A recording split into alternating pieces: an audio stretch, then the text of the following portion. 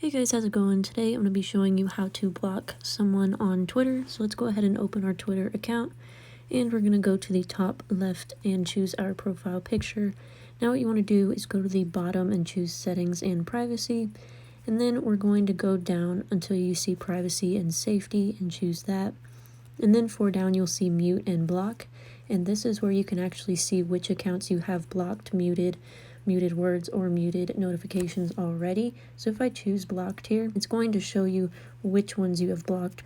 But if we actually want to block an account, once you find the account that you would like to block, I'm going to use this one as an example. What you're going to do is you're going to go to the top right 3 dots right there, and then on the bottom you can actually see mute, block, and report.